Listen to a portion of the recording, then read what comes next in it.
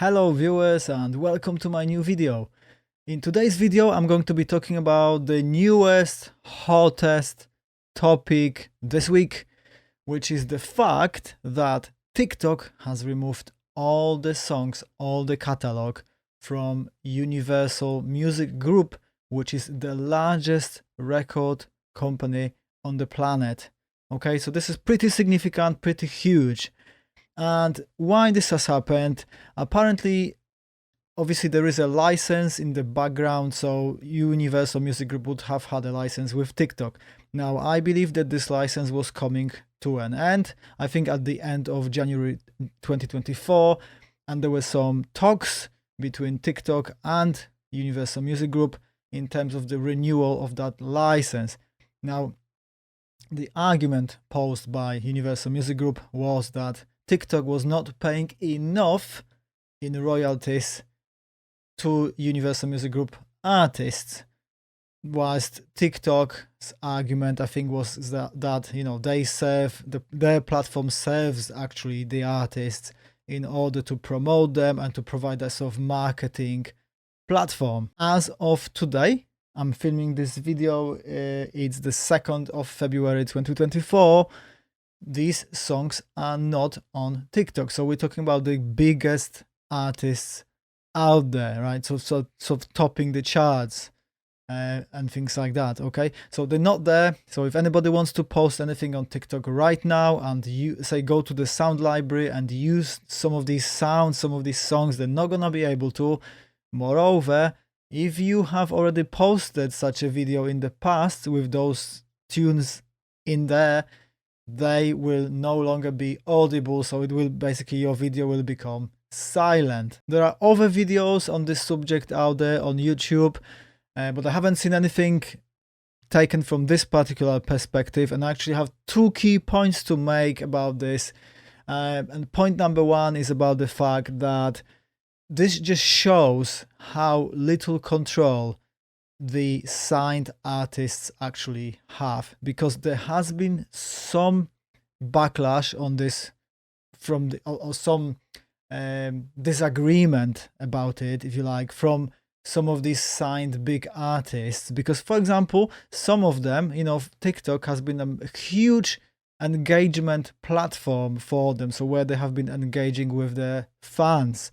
Now they've lost that because obviously they have no way of actually posting their own music and, for example, doing like a bit of a dance or a bit of a, you know, miming to it or lip syncing or that kind of thing. So it just shows you how much control a record company has over your music if you are a signed artist. Basically, you have no say in it, yeah, because if you are an independent artist, for example, if you own your own masters, then obviously you are in the driving seat, you are in control.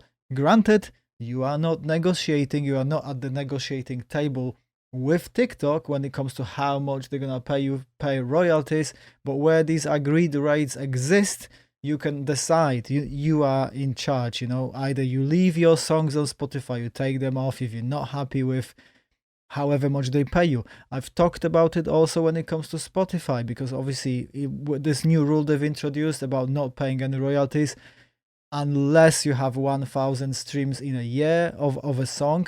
Again, that gives you the opportunity. You could just decide to remove your songs or leave them or whatever for other promotional purposes, for example. And that leads me to my other point about this, that this could actually become an opportunity for small and independent artists. Now, hear me out on this.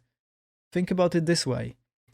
If a lot of these TikTok users are going there and they try to make some videos, you know, whether they're, you know, content creators or whatever, and they just want to have this, like, the most recent biggest hit, for example, by somebody, you know, in their video, but that becomes unavailable because those songs aren't there anymore. Well, guess what? If you have your songs available on TikTok, so if you have uploaded through your distributor your songs onto TikTok, then anybody on TikTok can actually use those songs.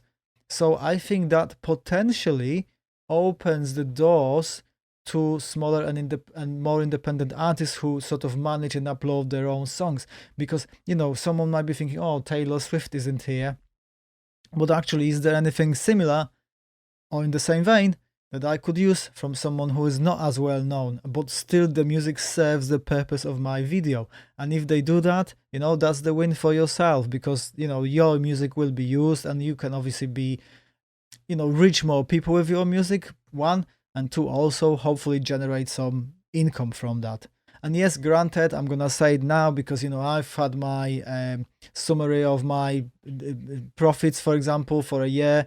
And when it comes to TikTok, yes, they pay very little per stream, for example. So yeah, that is true. However, when it comes to promotional benefits from that platform, they're definitely out there. So, you know, do your own thing, but I would suggest that at this moment in time, this could be an opportunity if you know how to promote your music and engage with your fan base, or even find new people who might be interested in using your music in their videos. I think the opportunity is here. We don't know how long this may last, because of course these things, you know, that's a lot of money we are talking about here. So when it comes to UMG, for them, it's probably not in their best interest to keep music out of TikTok, because in the end of the day, some money was actually, you know, going to them. So maybe it wasn't a lot in their estimation, but there's still money being paid. And also, of course, their artists have this opportunity to promote themselves on the platform. Let me know in the comments what you think about this and what's your approach is going to be. And thanks for watching today, and I'll see you in my next video.